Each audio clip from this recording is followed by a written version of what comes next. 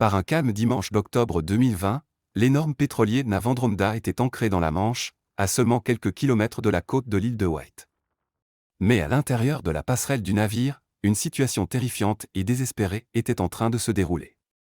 Le capitaine passa un appel frénétique, presque incompréhensible, à la garde côtière locale, la voix remplie de peur. Il avait perdu le contrôle de son navire. Ce n'était ni une tempête, ni une panne mécanique. Lui et son équipage s'étaient barricadés dans une pièce sécurisée, fuyant un groupe de cet homme violent qui les avait menacés de mort et tentait désormais de détourner le pétrolier de 42 000 tonnes. Un véritable siège moderne se déroulait dans les eaux britanniques, une crise qui allait déclencher une réponse gouvernementale massive et une opération audacieuse des légendaires forces spéciales maritimes, le Special Boat Service.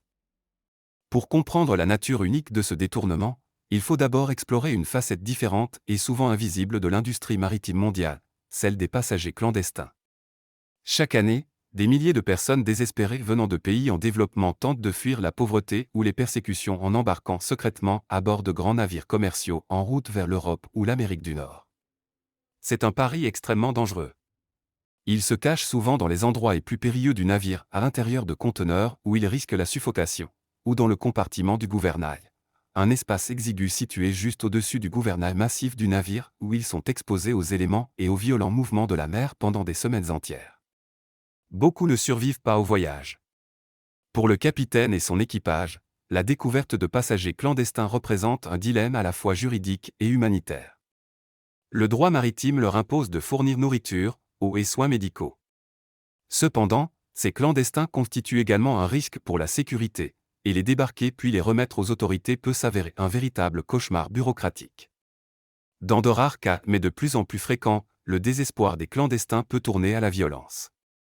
C'est dans cet univers que se déroule notre histoire. Le Nav Andromeda, un pétrolier battant pavillon libérien, avait entamé son voyage début octobre depuis le port de Lagos, au Nigeria, un point de départ fréquent pour les clandestins cherchant à rejoindre l'Europe. Chargé de pétrole brut, le navire se dirigeait vers la raffinerie de Southampton, en Angleterre. Quelques jours après le départ, alors que le navire longeait la côte espagnole, l'équipage fit une découverte inattendue. Lors d'un contrôle de routine, ils trouvèrent cet homme nigérian caché à bord depuis le départ de Lagos. Conformément au protocole maritime international, le capitaine grec et son équipage leur fournirent nourriture et eau, puis les enfermèrent dans une cabine en attendant leur arrivée au Royaume-Uni, où ils seraient remis aux autorités migratoires. Pour le reste du voyage, la situation resta calme. Mais à l'approche de la Manche et des côtes britanniques, l'humeur des 7 passagers clandestins commença à changer. Ils savaient qu'à leur arrivée, ils ne seraient pas accueillis pour commencer une nouvelle vie. Ils seraient arrêtés et probablement renvoyés dans le pays qu'ils avaient tout risqué pour fuir. Leur désespoir se transforma en agressivité. Ils réussirent à s'échapper de la cabine où ils étaient retenus et commencèrent à errer sur le vaste pont du pétrolier. L'équipage rapporta que les hommes étaient devenus violents, proférant des menaces et armés d'objets de fortune. Ils exigèrent que le capitaine les emmène vers une autre destination. La situation échappait rapidement à tout contrôle. Le capitaine faisait face à une véritable mutinerie. Confronté à cette menace imprévisible et terrifiante, le capitaine prit une décision critique pour sauver des vies. Il ordonna à l'ensemble de son équipage d'abandonner leur poste sur le pont et à la passerelle, et de se replier dans la citadelle du navire. Une citadelle, ou salle de sécurité, est une caractéristique moderne présente sur de nombreux grands navires commerciaux. Il s'agit d'une pièce blindée, fortifiée, généralement située dans la salle des machines, dotée de sa propre alimentation électrique, de sa propre ventilation, et surtout, de son propre système de communication. Elle est conçue comme un sanctuaire imprenable où l'équipage peut se réfugier en cas d'abordage hostile, afin de se protéger tout en conservant le contrôle des fonctions essentielles du navire, comme les moteurs et la direction. Depuis la sécurité de la citadelle, le capitaine et son équipage étaient désormais prisonniers de leur propre navire. Ils pouvaient en contrôler les mouvements, mais plus le pont, où les 7 hommes en colère et désespérés circulaient désormais librement. C'est depuis cette pièce sécurisée que le capitaine saisit sa radio et lança un appel de détresse frénétique aux autorités britanniques, expliquant que son navire n'était plus sous son commandement et que lui et son équipage couraient un grave danger. Une impasse tendue et imprévisible venait de commencer dans l'une des voies maritimes les plus fréquentées au monde. L'appel de détresse frénétique du capitaine, envoyé depuis la citadelle sécurisée, fut reçu par les gardes-côtes britanniques, et l'information fut immédiatement transmise au plus haut niveau du gouvernement britannique. Un incident de sécurité nationale à grande échelle fut déclaré. Le comité d'urgence du gouvernement, connu sous le nom de Cobra, fut convoqué pour gérer la crise. Pendant les heures qui suivirent, une impasse tendue et imprévisible se déroula. Les autorités tentèrent d'établir un contact avec les passagers clandestins sur le pont, mais les hommes étaient instables et leurs revendications peu claires. La plus grande crainte était que les preneurs d'otages, dans leur désespoir, ne tentent de faire échouer le pétrolier massif, chargé à pleine capacité, sur la côte, ce qui aurait pu provoquer une catastrophe environnementale. Alors que la situation ne montrait aucun signe d'apaisement, le gouvernement britannique prit la décision d'autoriser l'usage de la force militaire. Il fit appel à l'une des unités de forces spéciales les plus secrètes, les plus élitistes et les mieux entraînées au monde, le Special Boat Service, ou SBS. Pour comprendre la force qui allait être déployée, il faut comprendre le SBS. Il s'agit des forces spéciales navales du Royaume-Uni, l'équivalent britannique des Navy SEAL américains. Leur devise officielle est « par la force et la ruse ». Pendant des décennies, leur existence même a été un secret bien gardé, et ils opèrent toujours dans les zones les plus obscures de l'armée britannique. Le processus de sélection et d'entraînement du SBS est l'un des plus difficiles au monde, une épreuve brutale d'endurance physique et psychologique. Ils sont maîtres du contre-terrorisme maritime, spécialisés dans les opérations de sauvetage d'otages, les abordages de navires et les interventions amphibies dans les environnements les plus dangereux imaginables.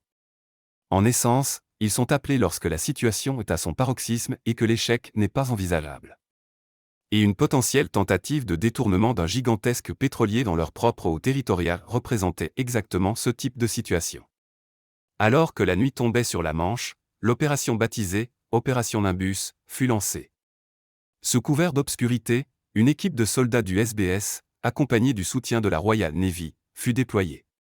Des hélicoptères militaires et Merlin et Wilka décollèrent de leur base. Ils volaient bas et rapidement au-dessus de l'eau, leur silhouette sombre presque invisible dans le ciel nocturne. Dans une démonstration époustouflante de compétence et de rapidité, les hélicoptères arrivèrent au-dessus du navire Andromeda. En quelques minutes, les commandos du SBS, vêtus de noir et armés d'équipements ultramodernes, descendirent en rappel sur le pont du navire en mouvement. Le raid fut un chef-d'œuvre de vitesse, de surprise et de puissance écrasante. En quelques minutes, entre le moment où le premier commando toucha le pont et celui où la situation fut sous contrôle, le SBS sécurisa l'ensemble du navire. Ils fouillèrent le bateau, arrêtant tous les passagers clandestins, surpris et rapidement maîtrisés, sans tirer un seul coup de feu. L'opération fut un succès total. Une fois la menace neutralisée, les soldats du SBS se rendirent à la citadelle et informèrent le capitaine que son navire était désormais sécurisé. Les membres de l'équipage sortirent de la salle de sécurité, secoués mais indemnes. Ils avaient été enfermés dans la citadelle pendant des heures, écoutant le chaos qui se déroulait au-dessus d'eux, incertains de leur sort. L'ingéniosité du capitaine, qui leur avait ordonné de se réfugier dans la citadelle, leur avait sans doute sauvé la vie. Les 7 passagers clandestins nigérians furent arrêtés, soupçonnés d'avoir tenté de prendre le contrôle d'un navire par la force, et furent emmenés à terre pour être interrogés par la police. Le navire Andromeda, désormais sous le contrôle de son équipage légitime, fut escorté jusqu'au port de Southampton. Finalement, l'affaire prit une tournure plus complexe. Après une longue enquête, les autorités judiciaires britanniques abandonnèrent les charges contre les 7 passagers clandestins.